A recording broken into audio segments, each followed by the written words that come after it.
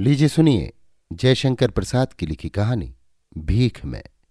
वाचन समीर गोस्वामी का है। खपरल दालान में कंबल पर मिन्ना के साथ बैठा हुआ ब्रजराज मन लगाकर बातें कर रहा था। सामने ताल में कमल खिल रहे थे। उस पर से भीनी भीनी महक ली हुए पवन धीरे धीरे उस झोपड़ी में आता और चला जाता था। माँ कहती थी। मिन्ना ने कमल की केसरों को बिखराते हुए कहा। क्या कहती थी? बाबूजी परदेश जाएंगे, तेरे लिए नेपाली टट्टू लाएंगे। तू घोड़े पर चढ़ेगा कि टट्टू पर? पागल कहीं का। नहीं, मैं टट्टू पर चढ़ूंगा, वो गिरता नहीं। तो फिर मैं नहीं जाऊंगा। क्यों नहीं जाओगे? मैं अब रोता हूं। अच्छा पहले ये बताओ कि जब तुम कमाने लगोगे तो हमारे लिए क्या लाओगे? खूब ढेर सा रुपया, कहकर मिन्ना ने अपना छोटा सा हाथ जितना ऊंचा हो सकता था उठा लिया। सब रुपया मुझको ही दोगे ना? नहीं, मां को भी दूंगा। मुझको कितना दोगे? थैली भर। और मां को? वही बड़ी काठ वाली संदूक में जितना भरेगा। तब फिर मां से कहो, वही नेपाली टट्टू ला देगी। मिन्ना ने झुंझलाकर ब्रजराज को ही टट्टू बना लिया। उसी के कंधों पर चढ़कर अपनी साध मिटाने लगा। भीतर दरवाजे में से इंदु झांक कर पिता पुत्र का विनोद देख रही थी। उसने कहा, मिन्ना ये टट्टू बड़ा अड़ियल है। ब्रजराज को ये विसंवादी स्वर की सी हंसी खटकने लगी। आज ही सवेरे इंदु से कड़ी फटकार सुनी थी। इंदु अपनी गृहिणी पद की मर्यादा के अनुसार जब दो चार खरी खोटी सुना देती तो उसका मन विरक्ति से भर जाता। उसे मिन्ना के साथ खेलने, झगड़ा करने में और सलाह करने में ही संसार की पूर्ण भावमयी उपस्थिति हो जाती।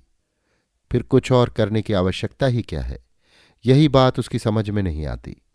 रोटी बिना भूखों मरने की संभावना न थी, किंतु इंदु को उतने ही से संतोष नहीं। इधर ब्रजराज को निठल्ले बैठे हुए मालों के साथ कभी कभी चुहल करते देखकर तो वो और भी जल उठती। ब्रजराज ये सब समझता हुआ भी अनजान बन रहा था। उसे तो अपनी खपरेल में मिन्ना के साथ संतोष ही संतोष था, किंतु आज वो न जाने क्यों भिन्ना उठा। मिन्ना, अड़ियल टट्टू भागते हैं तो रुकते नहीं और राह का राह भी नहीं देखते। तेरी माँ अपने भीगे चने पर रौब गांठती है। कहीं इस टट्टू को हरी हरी धूप की चाट लग गई तो? नहीं मिन्ना, रूखी सूखी पर निभा लेने वाले ऐसा नहीं कर सकते। कर सकते हैं मिन्ना, कह दो। हाँ। मिन्ना घबरा उठा। ये तो बातों का नया ढंग था, वो समझ न सका। उसने कह दिया, हाँ कर सकते हैं, चल देख लिया ऐसे ही करने वाले। कहकर जोर से किवाड़ बंद करती हुई इंदु चली गई। ब्रजराज के हृदय में विरक्ति चमकी। बिजली की तरह कौंध उठी घृणा। उसे अपने अस्तित्व पर संदेह हुआ। वो पुरुष है या नहीं? इतना कशाघात, इतना संदेह और चतुर संचालन। उसका मन घर में विद्रोही हो रहा था। आज तक बड़ी सावधानी से कुशल महाजन की तरह वो अपना सूद बढ़ाता रहा। कभी स्नेह का प्रतिदान लेकर उसने इंदु को हल्का नहीं होने दिया था। इसी घड़ी सूद दर सूद लेने के लिए उसने अपनी विरक्ति की थैली का मुंह खोल दिया। मिन्ना को एक बार गोद में चिपकाकर वो खड़ा हो गया। जब गांव के लोग हलों को कंधों पर लिए घर लौट रहे थे, उसी समय ब्रजराज ने घर छोड़ने का निश्चय कर लिया। जालंधर से जो सड़क ज्वालामुखी को जाती है, उस पर इसी साल से एक सिख पेंशनर ने लारी चलाना आरंभ किया। उसका ड्राइवर कलकत्ते से सीखा हुआ फुर्तीला आदमी है। सीधे सादे देहाती उछल पड़े, जिनकी मनोती कई साल से रुकी थी। बैलगाड़ी की यात्रा के कारण जो अब तक टाल मटोल करते थे, वे उत्साह से भरकर ज्वालामुखी के दर्शन के लिए प्रस्तुत होने लगे। गोटेदार ओढ़नियां, अच्छी काठ की शलवारों, किम ख्वाब की झकाझक सदरियों की बहार आए दिन उसकी लारी में दिखलाई पड़ती। किंतु वो मशीन का प्रेमी ड्राइवर किसी ओर देखता नहीं। अपनी मोटर, उसका हॉर्न, ब्रेक और मडगार्ड पर उसका मन टिका रहता। चक्का हाथ में लिए हुए जब उस पहाड़ी प्रांत में वो अपनी लारी चलाता तो अपनी धुन में मस्त किसी की ओर देखने का विचार भी न कर पाता। उसके सामान में एक बड़ा सा कोट, एक कंबल और एक लोटा। हाँ, बैठने की जगह में जो छिपा हुआ बक्स था, उसी में कुल रुपए पैसे बचाकर वो फेंकता जाता। किसी पहाड़ी पर ऊंचे वृक्षों से लिपटी हुई जंगली गुलाब की लता को वो देखना नहीं चाहता। उसकी कोसों तक फैलने वाली सुगंध ब्रजराज के मन को मथ देती, परंतु वो शीघ्र ही अपनी लारी में मन को उलझा देता और तब निर्विकार भाव से उस जनविरल प्रांत में लारी की चाल तीव्र कर देता। इसी तरह कई बरस बीत गए। बूढ़ा सिख उससे बहुत प्रसन्न रहता, क्योंकि ड्राइवर कभी बीड़ी तमाकू नहीं पीता और किसी काम में व्यर्थ पैसा नहीं खर्च करता। एक दिन बादल उमड़ रहे थे, थोड़ी थोड़ी झीसी पड़ रही थी। वो अपनी लारी दौड़ाए पहाड़ी प्रदेश के बीचों बीच निर्जन सड़क पर चला जा रहा था। कहीं कहीं दो चार घरों के गांव दिखाई पड़ते थे। आज उसकी लारी में भीड़ नहीं थी। सिख पेंशनर की जान पहचान का एक परिवार उस दिन ज्वालामुखी का दर्शन करने जा रहा था। उन लोगों ने पूरी लारी भाड़े पर कर ली थी, किंतु अभी तक उसे ये जानने की आवश्यकता न हुई थी कि उसमें कितने आदमी थे। उसे इंजन में पानी की कमी मालूम हुई कि लारी रोक दी गई। ब्रजराज बाल्टी लेकर पानी लाने गया। उसे पानी लाते देखकर लारी के यात्रियों को भी प्यास लग गई। सिख ने कहा, ब्रजराज, इन लोगों को भी थोड़ा पानी दे देना। जब बाल्टी लिए वो यात्रियों की ओर गया तो उसको भ्रम हुआ कि जो सुंदरी स्त्री पानी के लिए लोटा बढ़ा रही है वो कुछ जानी पहचानी सी है। उसने लोटे में पानी उड़ेलते हुए अन्यमनस्क की तरह कुछ जल गिरा भी दिया, जिससे स्त्री की ओढ़नी का कुछ अंश भीग गया। यात्री ने झिड़क कर कहा, भाई जरा देख कर। किंतु वो स्त्री भी उसे कनखियों से देख रही थी। ब्रजराज शब्द उसके भी कानों में गूंज उठा था। ब्रजराज अपनी सीट पर जा बैठा। बूढ़े सिख और यात्री दोनों को ही उसका ये व्यवहार अशिष्ट सा मालूम हुआ, पर कोई कुछ बोला नहीं। लारी चलने लगी। कांगड़ा की तराई का ये पहाड़ी दृश्य चित्रपटों की तरह क्षण क्षण पर बदल रहा था। उधर ब्रजराज की आंखें कुछ दूसरे ही दृश्य देख रही थी। गांव का वो ताल जिसमें कमल खिल रहे थे, मिन्ना के निर्मल प्यार की तरह तरंगायित हो रहा था, और उस प्यार में विश्राम की लालसा। बीच बीच में उसे देखते ही मालती का पैर के अंगूठों के चांदी के मोटे छल्लों को खटखटाना, सहसा उसकी स्त्री का संदिग्ध भाव से उसको बाहर भेजने की प्रेरणा, साधारण जीवन में बालक के प्यार से जो सुख और संतोष उसे मिल रहा था वो भी छिन गया। क्यों संदेह होना।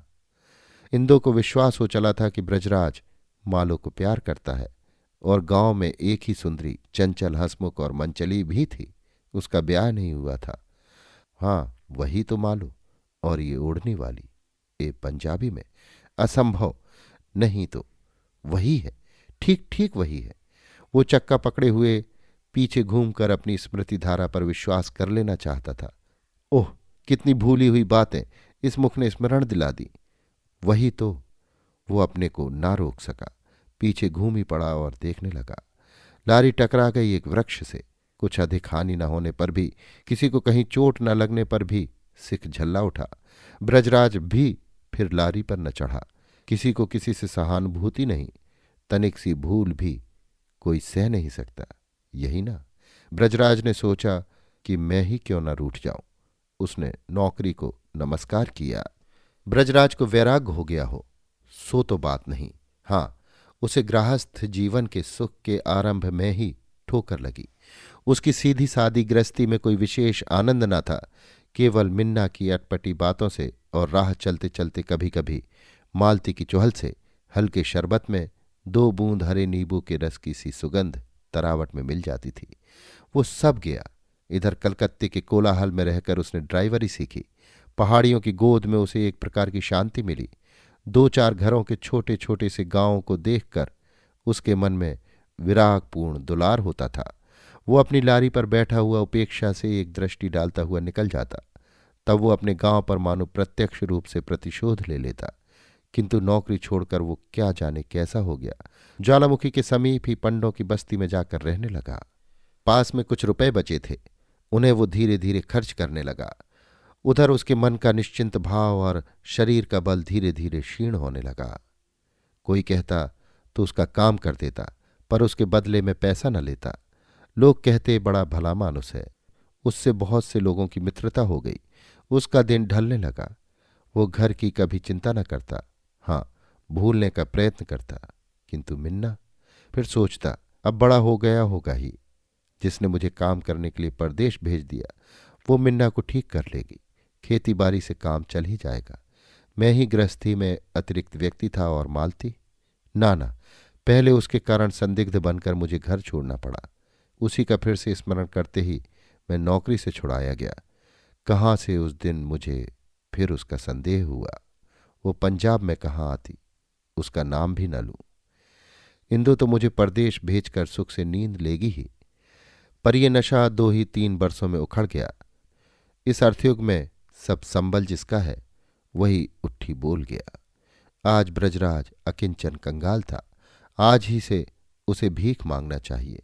नौकरी ना करेगा, हाँ भीख मांग लेगा। किसी का काम कर देगा तो जो देगा वो अपनी भीख। उसकी मानसिक धारा इसी तरह चल रही थी।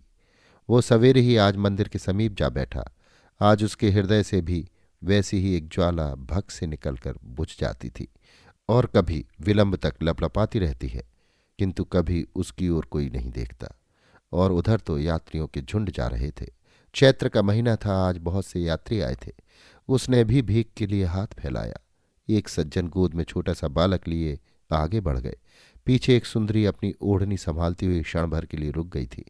स्त्रियां स्वभाव की कोमल होती हैं, पहली ही बार पसारा हुआ हाथ खाली न रह जाए, इसी से ब्रजराज ने सुंदरी से याचना की। वो खड़ी हो गई। उसने पूछा, क्या तुम अब लारी नहीं चलाते? अरे वही तो ठीक मालती का सस्वर। हाथ बटोरकर ब्रज ने कहा, कौन मालो? तो ये तुम ही हो ब्रजराज? हाँ तो, कहकर ब्रजराज ने एक लंबी सांस ली। मालती खड़ी रही। उसने कहा, भीख मांगते हो? हाँ, पहले मैं सुख का भिखारी था। थोड़ा सा मिन्ना का स्नेह, इंदो का प्रणय, 10-5 बीघों की काम चलाऊ उपज और कहे जाने वाले मित्रों की चिकनी चुपड़ी बातों से संतोष की भीख मांगकर अपने चिथड़ों में बांध कर मैं सुखी बन रहा था। कंगाल की तरह जन कोलाहल से दूर एक कोने में उसे अपनी छाती से लगाए पड़ा था, किंतु तुमने बीच में थोड़ा सा प्रसन्न विनोद मेरे ऊपर ढाल दिया, वही तो मेरे लिए। ओहो पागल इंदो, मुझ पर संदेह करने लगी। तुम्हारे चले आने पर मुझसे कई बार लड़ी भी। मैं तो अब यहां आ गई हूं। कहते कहते वो भय से आगे चले जाने वाले सज्जन को देखने लगी। तो वो तुम्हारा ही बच्चा है ना? अच्छा अच्छा। कहती हुई मालो ने कुछ निकाला उसे देने के लिए। ब्रजराज ने कहा, मालो तुम जाओ, देखो वो तुम्हारे पति आ रहे हैं।